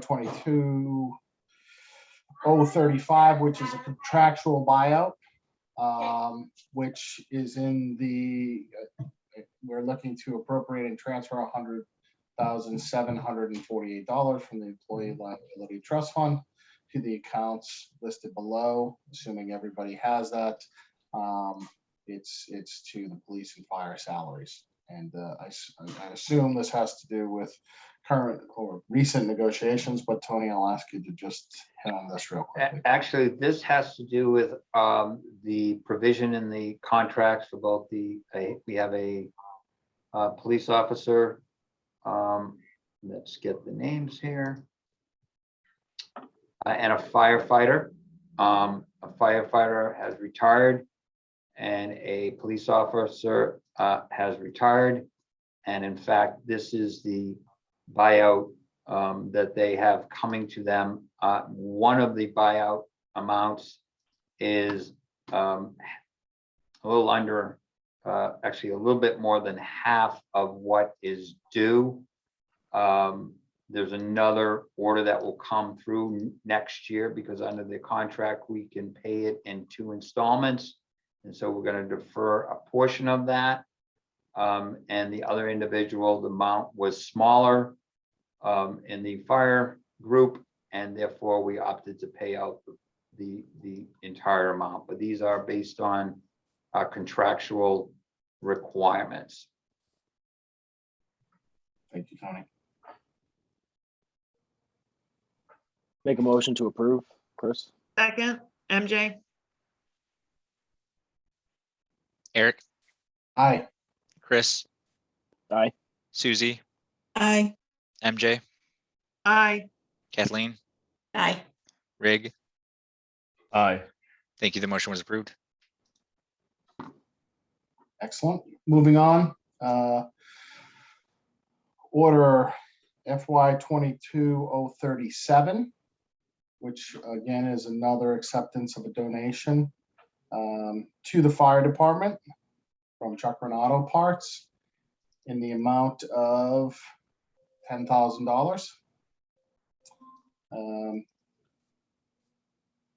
Any discussion on this one? Motion to approve? MJ, thank you. Second, Yeah. Chris. Oh, no. Wait, I want one. Susie, second. All right, Susie got Perhaps this I one. jumped it too quickly. You get a motion and you get a motion. Exactly. Eric, Aye. Chris, Aye. Susie, Aye. MJ, Aye. Kathleen, Aye. Rig. Aye. Thank you. The motion was approved. The final piece of new business, and I'll just make a note, is FY 22-038, which is the capital plan for the fall of 2022. You will see in the old business that there was an FY 22-030, which in discussing with the team, we won't have to talk about the old one. We'll just talk about this one. So with that, I'll open it up for Tony. So I'd like to try to crosswalk the changes that occurred. Okay. There were 2 major reasons why we opted to pull the initial order. We got feedback from this group, and then I did follow up with feedback from the school department that they had changed their priorities, and we had missed that in the communication process. So initially we had the tennis courts as their higher priority than the track. So when they came back and they said, because, they came back and said, no, the track is really what the school committee wants to put forward, and we are doing our best to support our portion of these costs with the school system. So that was one of the reasons we said, okay, Michael and I talked, we said, let's pull this back. The other thing that came up was there was already some, I think there was going to be some amendments to the document. And we said, well, okay, we can take care of some of those minor amendments and let's get those cleaned up. And then we wanted to put on our original order 2 lease payments for 2 additional vehicles for the highway department for snow removal, sanding.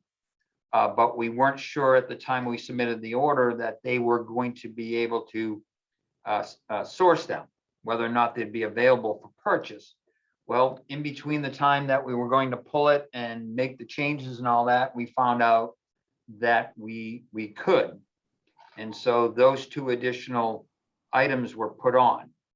So I think if you looked at the original, I have 6 different screens open. Does any one of you, if you have the original document, you'll notice that there was a few changes that I can point to. Number 1, there was a change on the cost of the heaters for the fire station garage. There were 2 heaters that they wanted. That was half of that. So there's $12,300 there now. If you move down further, there's some clerical items we cleared up, but you can see the track replacement now is on here. And the tennis courts have been removed. That's project 300-27. And then when you get down to the bottom, you'll see 42013 and 42014. Those are the additional vehicles that we're purchasing for the highway department. And then there may have been a item at the very bottom of that that we pulled off. It was for a vehicle, but we were able to fund that through CARES funds. So it gave us an opportunity with all the different pieces moving and CARES coming to an end as of December 31st. We were able to see what was going to be approved, and we were able to pull that off. Those are the fundamental changes. I'd ask if anyone has any questions, not about whether the validity of any of them. I'll get to that next for you.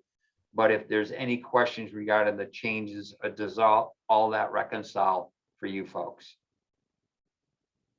Sound good? Great. I think Yeah. my only question in looking at this is the ask has gone down from roughly 2.7 and change to 2.5, right? Isn't that good news? But I think so. I think so too. Yeah. Yeah. And that's because of the moving pieces. Good enough. Thank you. Okay. I do have some questions, or a question, I guess, not some question, but a question. Yes, it is good news that we went from X. I'm sorry, let me, before you speak, there was the fire station study that got pulled off. That was a big ticket item. Thank you. Laurie just sent me a text. I knew I was missing something. I'm sorry, sir. No worries. There were some, I believe the group, when we met last time, we had some questions about a few line items. Yes, and I have the answers for you tonight. That appears to still be there. And I don't know if you can, if you have any insight on it. Yes, I did some homework on your guys' behalf, and I'm ready to speak to those. So one of the questions, and thank you for gathering those questions and providing to me so I could then prepare. And I would say, as a rule, Eric, if you want to, and your group wants to make that a part of their process, I am more than happy to get that through either yourself or the secretary, and that I can do some homework prior to any meeting so I can answer questions that you have. I'd be more than happy to do that for you folks. So one of the items, and Michael's here, so I'm going to ask him so you don't have to listen to me the whole time, speak to this, is the taking of the mobile station. And there was a question regarding that. Is there significant work that needs to be done to remove fuel tanks, environmental checks, et cetera? So I'll step in, Eric, if you want on that one. So I think just by way of a one-sentence history here, the town council's expressed an interest, and obviously they will be moving forward with it at some point soon. But they've expressed an interest in taking the mobile station property by eminent domain. The stated purpose, I think, is to create more in-town, parkland, park and recreation opportunities. And I think, the stated purpose is good. I also think they're just anxious. I've gotten so many complaints about the derelict condition of that property that they just want to see it, fixed up and used for something. So they have an order of taking. The way that the eminent domain process works, there's an order of taking that they have to vote, and then they vote, or they can vote concurrently, an appropriation for that order of taking. So we've done the appraisal for that property, and so we'll be developing the appropriation probably hopefully for a meeting in February for them to do that vote. Actually, I take it back. It'll probably be later than that, but eventually they'll be able to vote. the appropriation and the order of taking. And then, for all intents and purposes, it's done until it's challenged in court. And despite the challenge in court, there's really no issue except for the value of the no issue that the property owner can raise other than the value of the property. So that's just a little bit of history. As it pertains to the property itself, whoever asked those questions asked really good questions. Over the course of its existence as a gas station, it is state law required that certain environmental notifications forms be done, certain tank inspections be done. We have a record of all those, which is a little bit surprising, knowing the kind of records that the rest of town has, but we actually do have a thorough record of those. Those tanks were pulled. We have a record of that. We have engineer reports on the condition of the soils. And right now we have an engineering firm going through what's referred to as essentially a 21E process for us, for the town, just to make sure that the property, to the very best of our knowledge, is perfectly clean. So far, the existing documentation supports the conclusion that the property is clean, but obviously the engineer is the one that will make that determination. And we'll make that determination, obviously, before we ever proceed ahead with the actual taking. So I think I got the questions that were asked, but if I didn't, feel free to shout out. And that's item 19216 on your playlist. The other question, if I may, Eric, was asked regarding the firearm replacement. And I spent 45 minutes with the chief, and he explained to me in great detail exactly what this is all about. Number one, this is becoming the standard firearm for police officers, and it's for a number of reasons. One of the things is that the design of the firearm and the design of the holster that the firearm sits in work really together much better. And it secures the firearm in the holster much more effectively. From time to time, what could happen is not that it's being drawn or it's being taken, but during an altercation where an officer is involved, it could then somehow, and it has come in the past, free, or the holder and how it's held in position has become loose. And clearly that's a safety issue. And I don't know that there's much explanation that would be required further than that. The firearm itself is smaller. It's they go from a standard 45 millimeter to a 9 millimeter because the standards in policing initially dictated the 44 because it was designed to accomplish A, and I won't go into the details and try to be an expert, but it was more of the impact that it had on the individual if it was fired at, all right? And the 9 millimeter has less of a dispersing impact when it is fired and comes in contact with either property, with or a bad guy or a bystander if it was to be used. There's a optics feature in this gun that will improve the accuracy of the firearm, and it has a red optics. It's not a laser that you would see shot from or shooting out or being projected from the firearm. It is in the optical lens. It really significantly increases the performance and the firing accuracy when used by the officer in their training. There's also, this particular firearm allows, and one of the other accuracy components is it allows the firearm and the handle to be fitted for the individual. And it can allow for retrofitting. And after time, someone's been on the force, their body weight changes, and as a result, the firearm doesn't fit the same way in the hand. You can retrofit that without replacing that firearm. So it has that added feature. The firearm also is lighter, and it has an attached flashlight at the bottom of the firearm.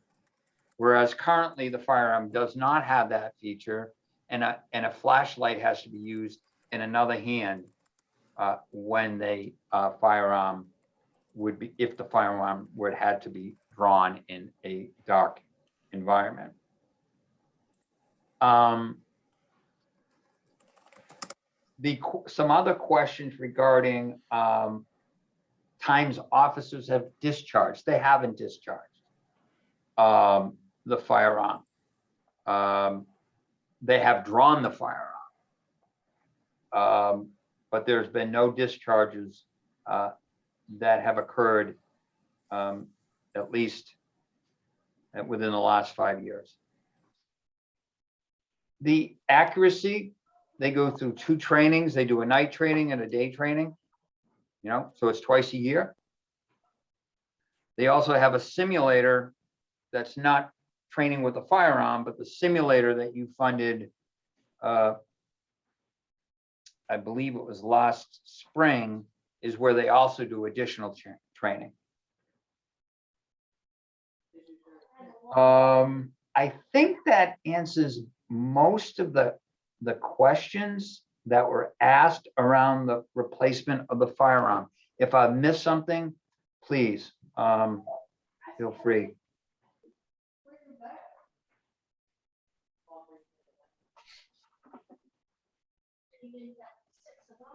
My only comment on this particular one about the firearms is and I appreciate the background. There's a lot of information about the technical specs, but not in terms of the actual business case to justify the new upgrades. So that's something to consider in terms of, you know, are we? I think if I can, the business case is safety for the, and maybe I haven't made it clearly. So let me answer the business case.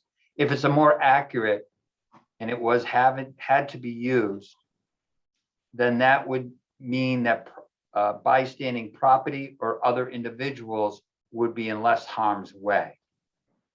It also is lighter. It also has a flashlight. It has safety for the individual that's using it, because if they are in dark quarters, they do not have to use their other hand for a flashlight. And then finally, it has a holster that you, in fact, it secures it better so that it doesn't come loose during an altercation. I think that's a business case. I think that those are elements of the business case for sure that are important. I think it's very, very helpful to know that there hasn't been a discharge in 5 years, because I think something that would be important is to understand, you know, has violent crime or more violent incidences, have they been increasing? Hopefully not, but it doesn't sound like we might have that information either. If that's something we could have asked, you know, that might be something to think about. One of the things, Can I answer that, Susie? Yeah, sure. If you have that information, that'd be great. No, what I'm saying is I think that's a conversation with the police chief, and I'm not sure that that's germane to the fact that he believes his officers need a new piece of equipment. And if you disagree, then I respectfully disagree with that. But I think what you're asking for is another conversation, and I'm not saying that that's not warranted or justified, but I don't see that that's germane to this request. So hopefully this is germane to this request. And so I appreciate that perspective, and it probably does warrant another conversation. I can also certainly have that offline directly with the chief. Yeah. Yes. But so there's a buyback program, and if if the current equipment that most police departments are using is not considered as safe, you know, from my limited knowledge around firearms, these things can last for lifetimes. And I realize, you know, nobody wants to be using, you know, a service firearm that is 30 years old, of course, or 20 years old. But I guess it's a two-pronged question. One is, where are all these other firearms going back through this buyback program? And then how does that, you know, the buyback program, wouldn't that, is the amount that was on that, that order offset already with the anticipated amount from a buyback program, or would that come at a later time and that's accounted for elsewhere?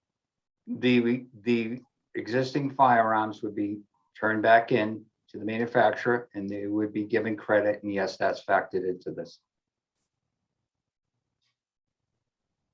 Okay, thanks. You're welcome. Tony, you talked about that.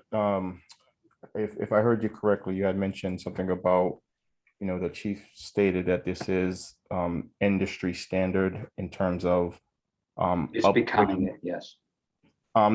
Is there any significant data or some data that supports other departments, either in Massachusetts or nearby states, that have made change where they've seen, you know, a significant increase in the safety aspect of the new gun versus what you know most departments today are still using? Do we have any?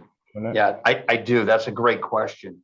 So typically what happens, and the chief was very helpful in this, these firearms will go through a process of evaluation and determination of whether or not the specs that they speak to, right? The safety feature that they speak to are in fact actually what's being seen.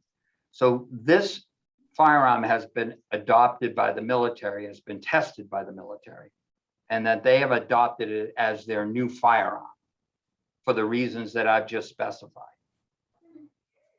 And because of that, that is then, and what traditionally will happen is that will then become adopted over a period of time by the various policing agencies.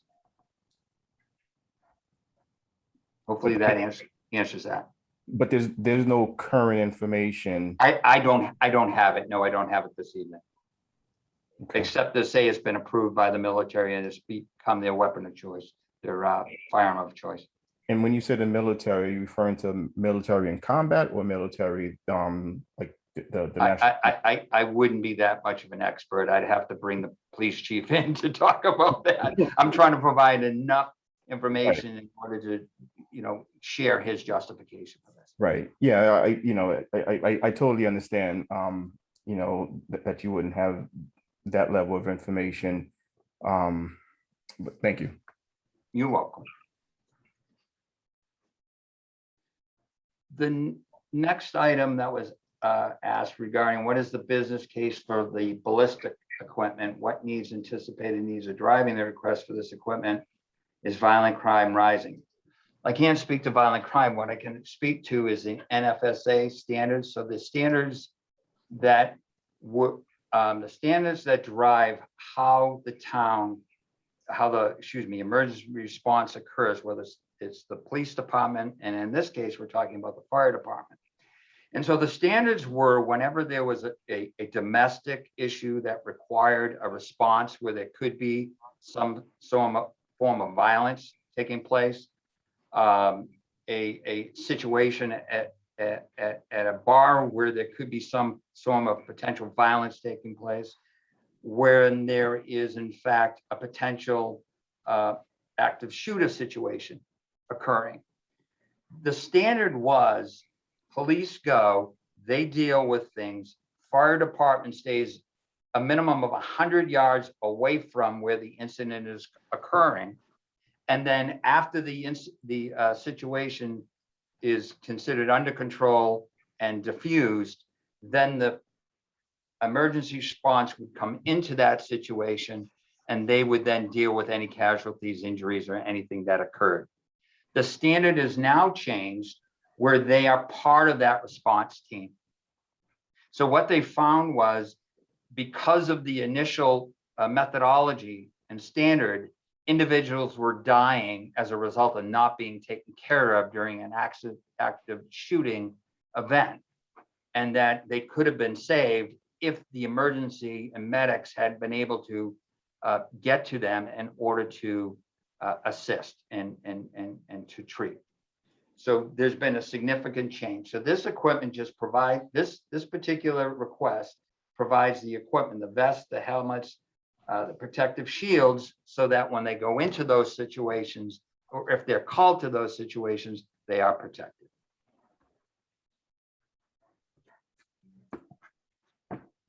And Tony, do we have any data that demonstrates that our brave men and women in the fire department have been in active shooting situations where they needed to be in? And I understand you've highlighted the standards then and what the standards are now. Do we have any data that supports that?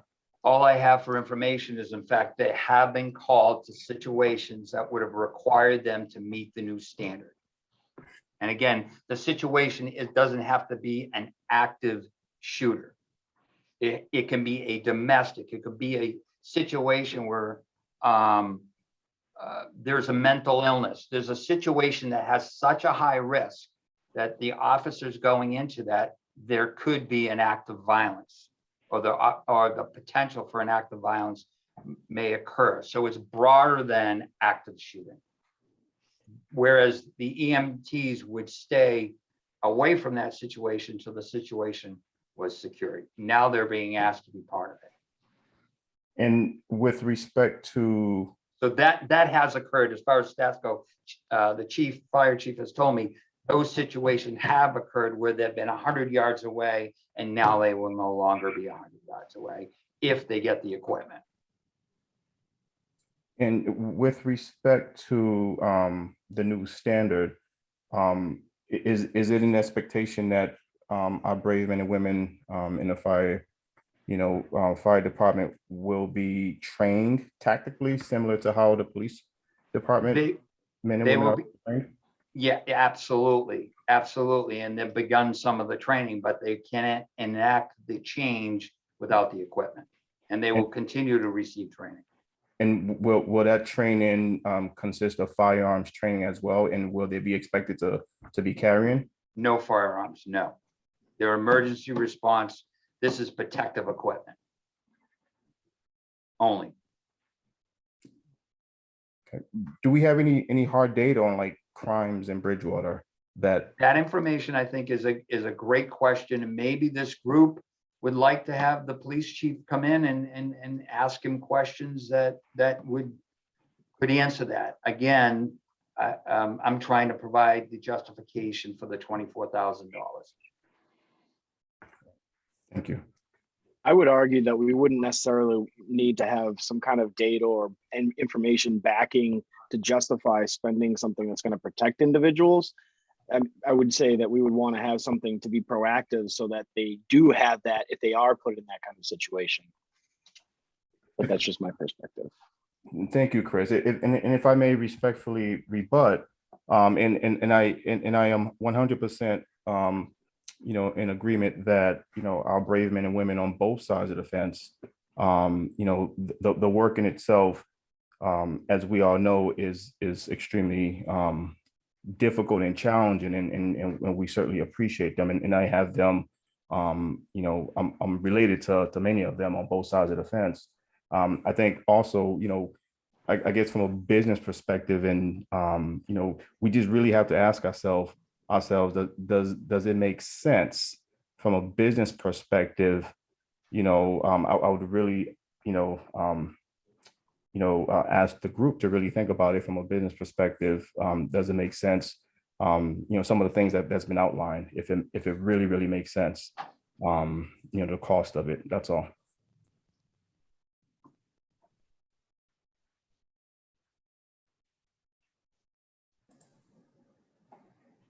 Those are the questions that I had received.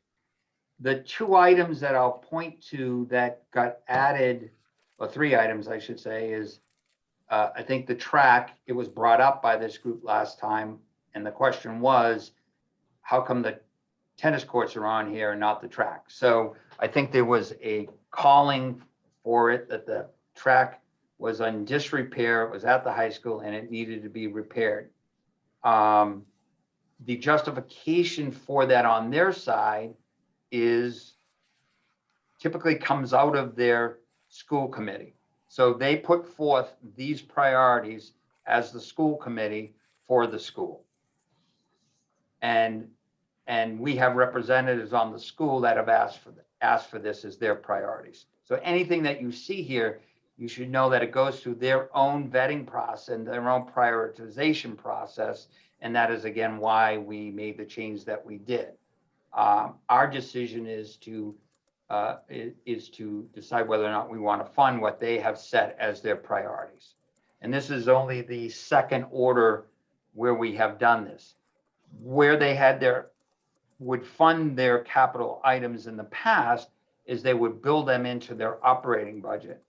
From a clarity of purpose and use of funds, we wanted to align their request for capital with our capital process. So that's why they're showing here today for those who weren't here when we would not get a capital order for the school.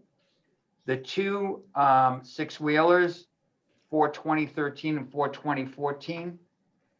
One is a 1990. These are the ones that go out during a snowstorm. You can see they're large. They have sanding and salting. They have the plows.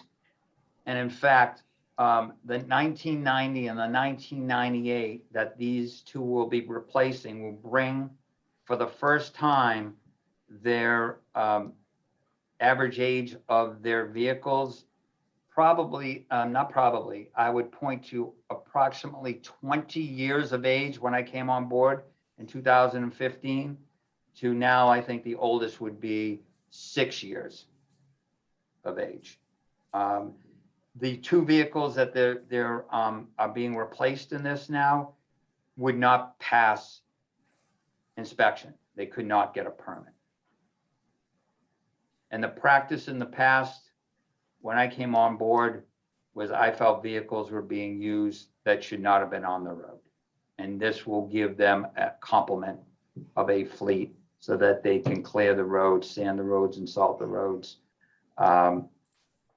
based on their route structure and their deployment of their resources. I don't believe there was any other questions that came through the chair and Josh.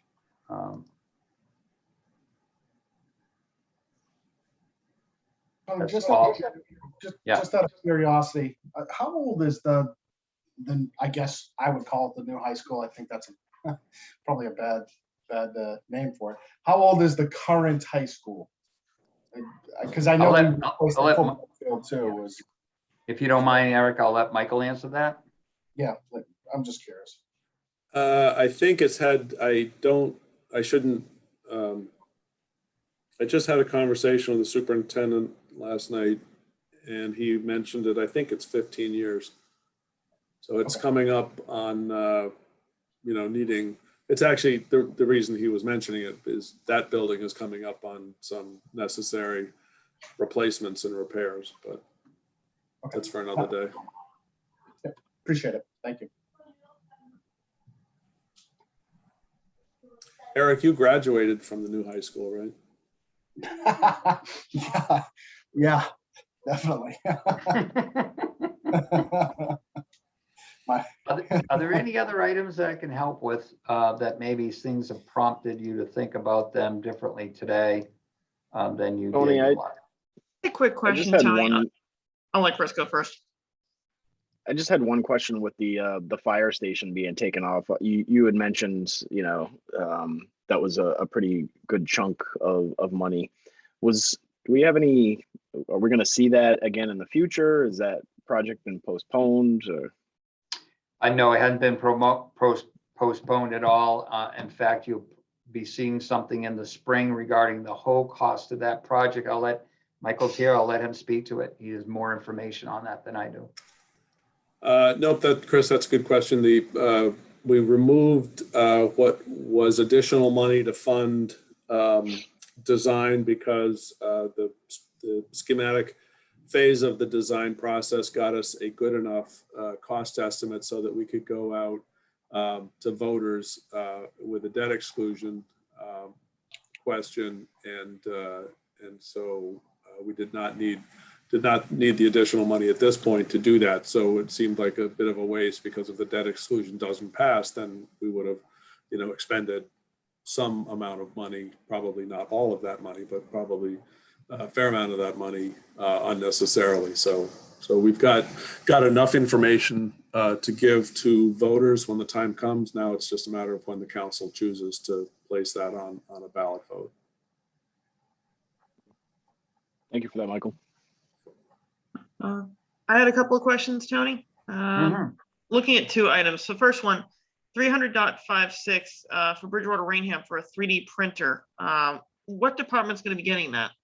It's for the district. It's for the district. So it'll be a Probably. district-wide? Yeah, it's the district-wide appropriation. Yeah. Did they give any reason as to why they need a 3D printer? I did. I can be honest. I did not ask. Maybe Michael has some insight. Unless it's to build a new school, I don't know. I don't have an answer. I mean, I can speculate as to how it's being used in other places, but no, I can't answer that particular one. All right, then I guess maybe like as an offline question, Michael, do you think you just check with Derek on that one? I'm just curious myself, so it doesn't really need to be something to share with the committee. It's just sort of a fun fact I'd like to know. Sure. So I will take the delegation that Michael's going to give me, and I will through the chair and I will get an answer for you as to how that's going to be.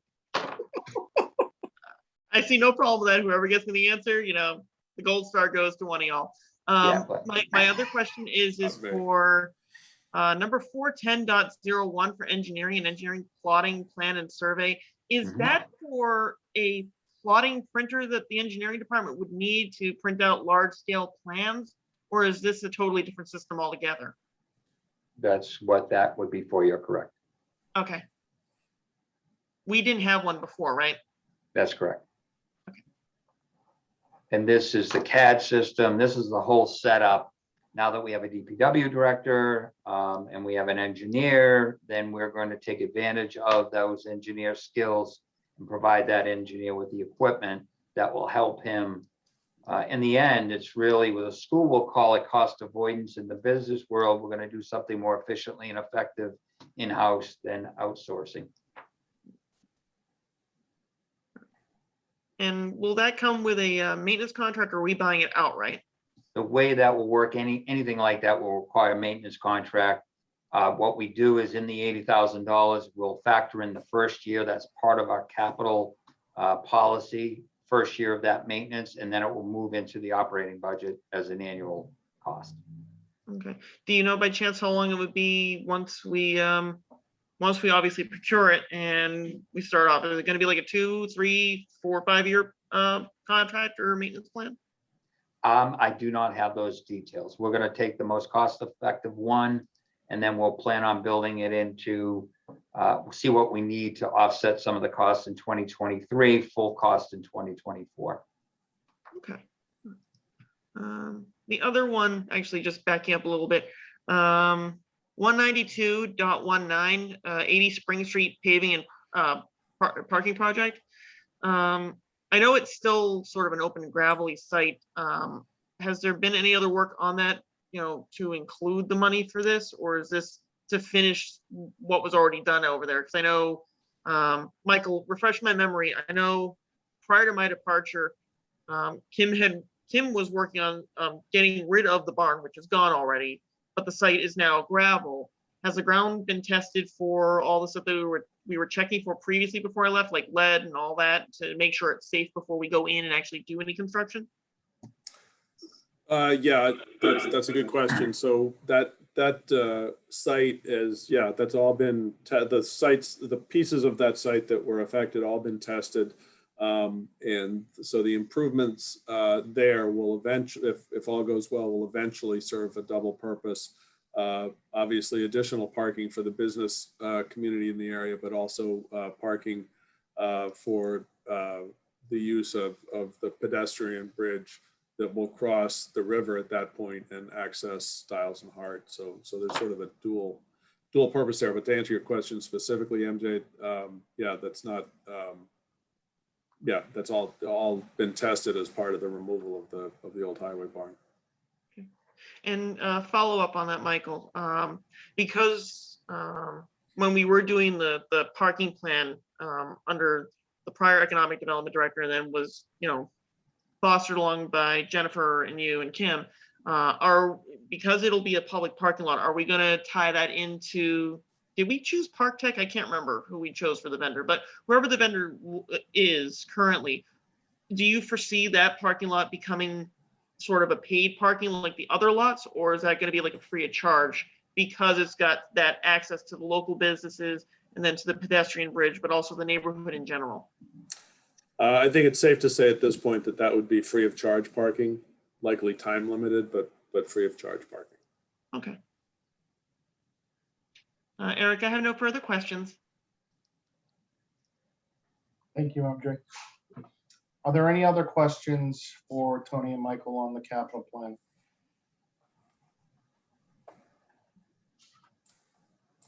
Does anybody want to make a motion? I'll make a motion. Oh, No, we'll give it to you, Kathleen, because I saw you first. So okay. do I have a I'll second? second it then. There you go, MJ. Thank you. Thank you. Eric, Aye. Chris, Aye. Susie, No. MJ, Aye. Kathleen, Aye. Rig. No. Thank you. The motion was approved.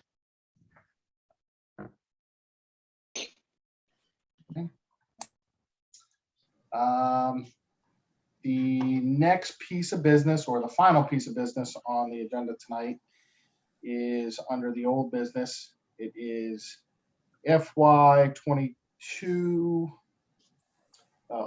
which is the acceptance of the Wild and Scenic Hunt River Stewardship Council in the amount of, I have the amount, $40,000. Michael, can you, sorry, Tony, can you just give us a little bit? No, I'm gonna let Michael. All right, let me give you a little bit of background on this one. For probably the last 4 years, the Department of Environmental Restoration, which is a state department that falls under the department, I believe DHCD, or the Executive Office of Environmental Affairs, has been working with a bunch of stakeholders to, including the owner of the dam, the High Street Dam. The town, I think most people probably don't know that the town does not own the High Street Dam. So they've been working with the property owner and other stakeholders to remove that dam. And that is the objective. That's a state objective that's been around for a number of years, ever since, certainly ever since the Taunton Dam near calamity back in the early 2000s, I believe that was.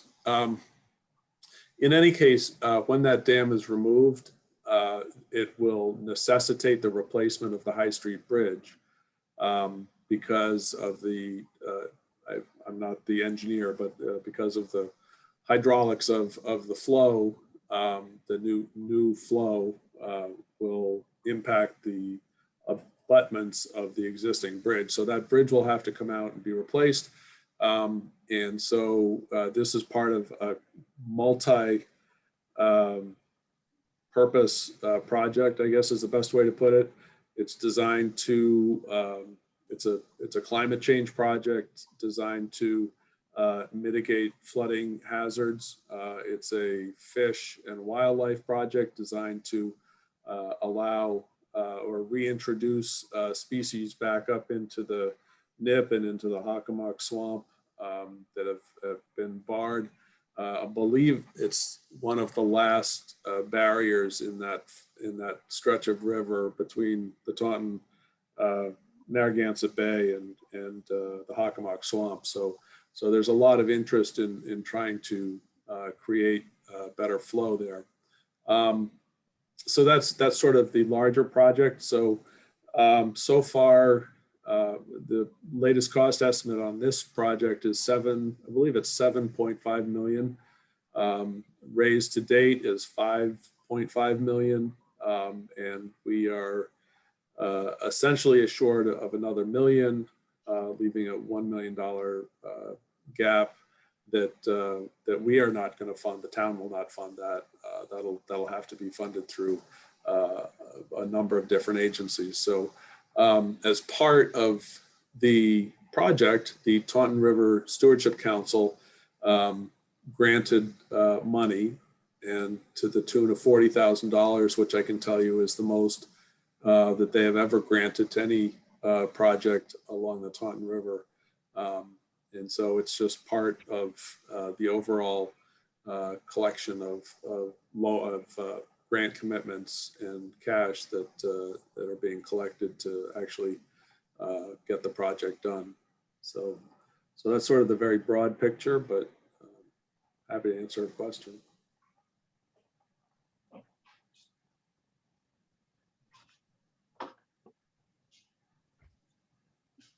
Can I just make a motion to approve?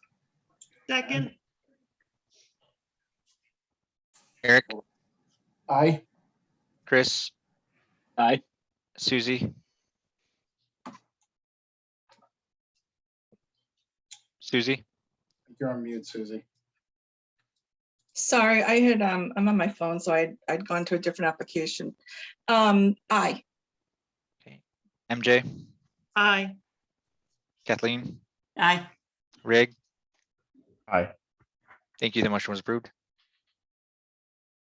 Excellent. With that completes our agenda tonight. I will ask before we adjourn people to just give some thought about Mr. Woods' ask to formulate a subcommittee if interested, and be prepared to discuss that next meeting. Josh, I'll ask you to keep it on the agenda and under the old business, and we can see who's interested in that next week.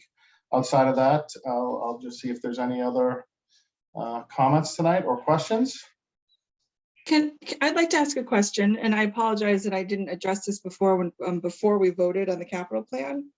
And I realize obviously this doesn't change the vote, but since I only disagreed with a couple of the items in it, was my voting appropriate that way, or should I have said something else? This is just a learning question that I have. If I could chime, thank you for asking that question, Susie. That applies to me as well. No, I think Eric, if you want me to tackle that one, I don't think, obviously it's presented as a capital appropriation. It's all one appropriation, but it's perfectly appropriate for if there's one, even if there's one item that you don't agree with, it's perfectly appropriate to vote no. It doesn't, I don't think anybody, I don't think the counselors, and I don't think any of your fellow board members would say, take that as a, just comprehensive rejection of the whole appropriation. What can happen, I've seen it happen. I don't know that it's necessary, but some people will ask to take certain items, and vote certain items. But as I say, I don't think that's necessary. I think people, everybody understands that, it's not a wholesale rejection. It's just, disagreement with an item or two. So does that answer the question? It does. I guess I wonder though, in fairness to some of the, does it make sense to categorize or bucket, certain items, there's because they are organized. It's by department, or it's an infrastructure project, or it's, you know what I mean? So I don't know. Has it ever been considered or done, or is it even possible? I don't think it's ever been done. I mean, I wouldn't say it's not possible by any means, but yeah, I mean, I think in the future, as we're formulating items and they come to you for first, well, you don't get first reading, but if to the extent they come to you and you decide that there are items there that that you oppose, but you're perfectly fine with the rest of it, then you can always sort of pull out the items that you object to and vote those separately, and then vote the balance. So that's perfectly fine, Susie. Okay, thank you. I appreciate that. That's Thank you as helpful. well. It was good to hear that as well. Thank you. Yeah, I mean, I'm not voting against seniors having a roof, like, so. Well, that's what we're going to tell everybody. Exactly. You're gonna have Oh, to I pay have for it in the the roof minutes. yourself, Susie. That's just it. We're gonna make you build the senior center roof. All right. Well, that's thanks, what we're guys. getting a printer for. We can create a roof. We'll ask the school district for their 3D printer to borrow it for a few days to put the new tiles on. I like where this is going. Excellent. Michael, Tony, really appreciate the context and the conversation tonight and your support on this. Does anybody have anything else? I did. Michael, next time you have a chance to talk to Rep. D'Amelia, let him know, keep up the good work when it comes to getting that prison funding. We could always use a little more, maybe, 500,000 more. There's always goals. Mm-hmm. Thank you for your time as always, Tony and Michael. Thank you for your time. I think this is probably one of the longer meetings we've had. So, but with that, I'll make a motion to adjourn. Second, I got that one, MJ. I'll get it next time then. All right, Eric, Yeah, seriously, thank you for your time, everybody. Aye. Chris, Aye. Susie, Aye. MJ, Aye. Rig. Aye. Thank you. The motion was approved. The meeting's adjourned. Thank you, everyone. Be blessed. Thank you. Have a nice night.